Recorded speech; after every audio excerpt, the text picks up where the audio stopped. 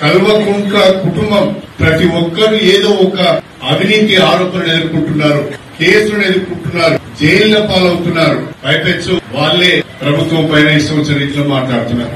కేంద్రంలో భారతీయ జనతా పార్టీ ఉన్నది. కేసీఆర్ కుమార్తె కవిత పైన లిక్కర్ కుంభకోణానికి సంబంధించిన కేసు బుక్ అయింది.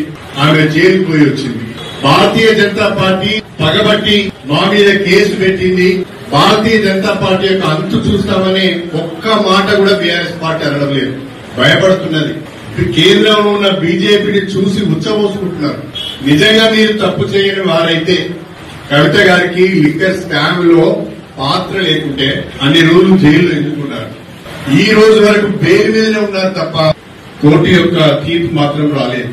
తప్పు చేసిళ్లు కాబట్టి మౌనంగా ఉంటున్నారు. సాక్ష్యాలు ఉన్నాయి కాబట్టి మౌనంగా ఉంటున్నారు. కోర్టుల చుట్టూ జైళ్ల చుట్టూ తిరుగుతున్నారు కాబట్టి మౌనంగా ఉంటున్నారు. అధికారంలో ఉన్నప్పుడు అధికారాన్ని అడ్డం పెట్టుకుని దోచుకున్నావు కాబట్టి, తప్పుడు పనులు చేశావు కాబట్టి, ఆ తప్పుడు పనులని ఇవాళ కాంగ్రెస్ ప్రభుత్వం వెలికి తీస్తున్నది, విచారణ చేస్తున్నది. తప్పకుండా జైలుకు పోవాల్సిన పరిస్థితి వస్తుందని తెలిసి నేను జైలు పోవడానికి సిద్దమే అని చెప్పడం అంటే ప్రజల సానుభూతిని పొందటారు. ఇక కేసీఆర్ మీద, హరీష్ రావు మీద త్వరలోనే కాళేశ్వరం అవకతవకలపై చేసిన కమిషన్ ను హాజరు కావాలని నోటీసులు ఇచ్చింది. కుటుంబం మొత్తం 10 ఏళ్ల కాలంలో విచ్చలవిడిగా అవినీతికి పాల్పడి, అధికార దుర్వినియోగానికి పాల్పడి చేసిన తప్పులు ఒక్కొక్కటి బయటికి వస్తుంటే కాంగ్రెస్ ప్రభుత్వం పైన విపరీతమైన దాడి చేస్తున్నారు. కడియం శ్రీహరి అవకాశవాది బీఆర్ఎస్ లో గెలిచి కాంగ్రెస్ పార్టీలోకి వచ్చారు అని నేను ఈ రోజు ఒక మాట చెప్పాలనుకున్నాను. గత బీఆర్ఎస్ ప్రభుత్వంలో 10 సంవత్సరాలుగా కల్వకుంట్ల కుటుంబం చేసిన అనేక అవినీతి కార్యక్రమాలు నాకు తెలుసు. ధరణిలో 100 ఎకరాల భూములను, ధరణిని అడ్డం పెట్టుకుని 100 ఎకరాల భూములను హైదరాబాద్ లో ఆక్రమించుకున్న విషయం కూడా నాకు తెలుసు. ఏనాడో ఒకరోజు పాపం పండుతుంది. పాపం పండిన రోజు వీళ్ళందరూ కూడా కోర్టుల చుట్టూ, జైళ్ల చుట్టూ తిరగవలసి వస్తుంది. ఆ కోర్టుల చుట్టూ, జైళ్ల చుట్టూ బీఆర్ఎస్ నాయకులు తిరుగుతున్న సమయంలో నేను వాళ్ళ ఇంట తిరిగి ఆ పెంట కొంత నేను రాసుకోవడానికి ఇష్టం లేకుండా బయటకు వచ్చానని చెప్పేసి కడియం శ్రీహరిని 100 కోట్లు కాదు కదా 1000 కోట్లు పెట్టి కొనే మగాడు ఈ భూమి మీద పుట్టలేదు. నా 30 ఏళ్ల రాజకీయ జీవితంలో ఎవరికైనా సహాయం చేశానే తప్ప వాళ్ళ దగ్గర నుంచి ఒక పైసా నేను ఆశపడలేదు. ఈ నియోజకవర్గంలోనే కాదు, తెలంగాణ వ్యాప్తంగానే కాదు, ఎక్కడైనా కడియం శ్రీహరి అధికారులను అడ్డుపెట్టుకుని భూ కబ్జా చేశాడు, వేరే వాళ్ళని బెదిరించి వాళ్ళ దగ్గర నుంచి భూమిని లాక్కున్నాడు, ఆయన పేరు మీద, ఆయన కుటుంబ సభ్యుల పేరు మీద రిజిస్ట్రేషన్ చేయించుకున్నాడు అనే సాక్ష్యాలు ఏమైనా ఉంటే మీరు బయట పెట్టండి, నేను దానికి బాధ్యత వహిస్తాను.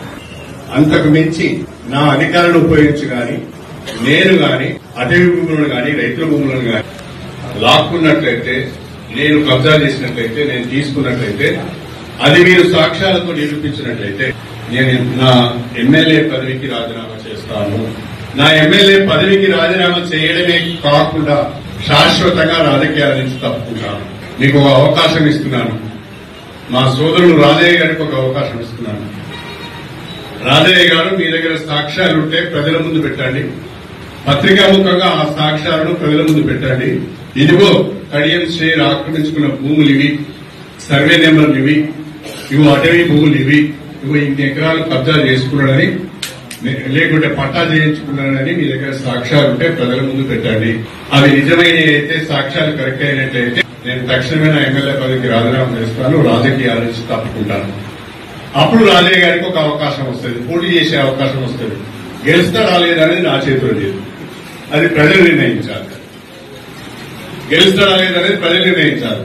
కాబట్టి నువ్వు ఏదో ఆశపడుతున్నావు, ఉప ఎన్నికలు వస్తాయి, నేను ఎమ్మెల్యే పోటీ చేస్తా, గెలుస్తానని ఆశపడుతున్నావు కదా, ఉప ఎన్నికలు వచ్చేంతవరకు ఎందుకు అవుతావు? ఈ వారం రోజులను బట్టి అది కనుక మీ దగ్గర ఉన్న సాక్ష్యాలన్నీ కనుక ప్రజల ముందు పెడితే, ఆ సాక్ష్యాలు నిజమేని ప్రజలు భావిస్తే, లేక అధికారులు భావిస్తే, తప్పకుండా నా ఎమ్మెల్యే పదవికి రాజీనామా చేసి రాజకీయాల నుంచి తప్పుకొని పోటీ చేసే అవకాశం మాత్రం నీకు ఏదో ఒక పార్టీ నుంచి వస్తుంది. గెలుస్తావో ఓడతావు అనేది ప్రజలు నిర్ణయిస్తారు. కాబట్టి అవకాశాన్ని ఉపయోగించుకోమని నేను రాజయ్య గారిని కోరుతున్నాను. నేను చెప్పిన దానికి నువ్వు ఒప్పుకోకపోతే, నా సవాలు నువ్వు స్వీకరించకపోతే నేను ఇంకో మాట కూడా అంటున్నాను.